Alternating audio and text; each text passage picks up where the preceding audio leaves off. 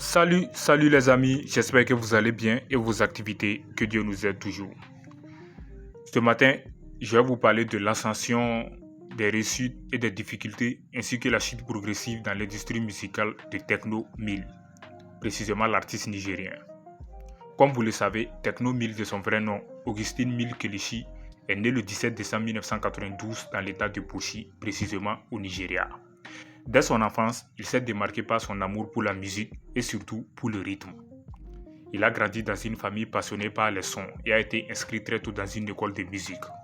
C'est là qu'il a appris à jouer plusieurs instruments, tels que le piano et la guitare, ce qui allait plus tard devenir une base solide pour sa carrière artistique. Dans un Nigeria en pleine explosion musicale avec l'essor de l'afrobeat et la montée de figures comme Wizkid et Davido, Techno allait très vite trouver sa place grâce à sa polyvalence. Contrairement à beaucoup de ses contemporains, il n'était pas seulement chanteur, mais aussi producteur et danseur exceptionnel. Sa capacité à associer le chant, les chorégraphies énergiques et des beats accrochés a attiré l'attention de nombreux labels. Son premier gros succès arriva avec la chanson Holiday en 2013, où il fit un duo avec Davido. Ce titre lui a ouvert les portes d'une visibilité plus large et a prouvé qu'il avait le potentiel pour devenir un grand artiste, c'est-à-dire pour tenir tête aux plus grands. Mais c'est véritablement entre 2015 et 2017 que Techno 1000 a explosé sur la scène africaine et internationale. Des hits comme Duro, Wash, Pana ou encore Diana ont tourné en boucle partout en Afrique et même au-delà. Et à cette époque-là, on disait que Techno 1000 avait trouvé une formule magique, c'est-à-dire une musique douce mais rythmée, des paroles simples et entraînantes, des clips colorés et des danses faciles à reproduire les cas. La chanson Pana en particulier fit un grand tournant. La chanson est devenue un hymne dans plusieurs pays et a marqué la signature musicale de Techno. On le comparait même à Chris Brown pour son énergie sur scène et sa facilité à séduire le public féminin. Les clubs, les radios et même les mariages vibraient au son de Techno 1000. Il devenait l'un des artistes les plus demandés, enchaînant concerts et tournées internationales. En parallèle, je peux dire qu'il montrait aussi une autre facette de son talent, celle de producteur. Oui les gars, Techno a produit plusieurs chansons à succès pour d'autres artistes, notamment Yves de Davido, un morceau devenu un classique de l'afrobeat moderne. Ce coup de maître a renforcé son statut non seulement comme chanteur star, mais aussi comme un architecte sonore respecté dans l'industrie musicale. Tout semblait indiquer que Techno 1000 allait devenir une légende de la musique africaine. Les grandes maisons de disques internationales s'intéressaient à lui. Il signait avec Columbia Records et était annoncé comme la future star mondiale de l'afrobeat. Mais c'est à ce moment-là que les choses ont commencé à basculer. D'abord, il fut confronté à de graves problèmes de santé. Techno souffrait d'un trouble lié à ses cordes vocales, une affection qui limitait sa capacité à chanter.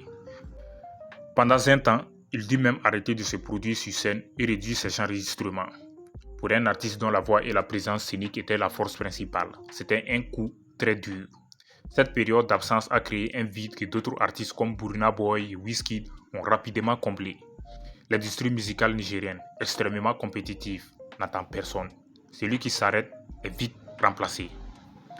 Ensuite, Techno 1000 a semblé avoir du mal à s'adapter à l'évolution du son afrobeat, alors que Burna Boy, Wizkid et Davido adaptaient leur style pour séduire le public mondial. Techno 1000 restait enfermé dans une formule qui avait fait son succès, mais qui paraissait aussi de plus en plus répétitive. Ses nouvelles chansons ne connaissent plus le même impact et ses clips perdaient de leur fraîcheur. À cela s'ajoutaient des rumeurs sur sa vie privée et son style de vie. Oui les gars, on le disait trop attaché à la fête, trop distrait, pas assez concentré sur la musique. Certains fans parlaient d'un artiste talentueux mais peu discipliné, qui n'avait pas su gérer sa gloire les gars. Son contrat avec Columbia, qui devait lever sur la scène mondiale, n'a finalement pas produit les résultats attendus.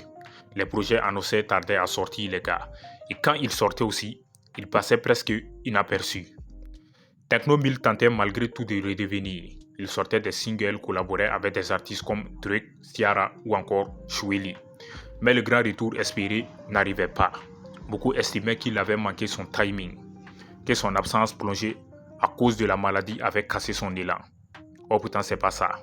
Dans le monde de la musique, surtout avec la vitesse de consommation des sons, à l'ère du streaming, je peux dire qu'une pause trop longue peut être très fatale pour toi.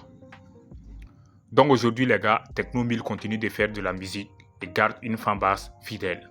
Mais il n'a plus l'aura d'autrefois.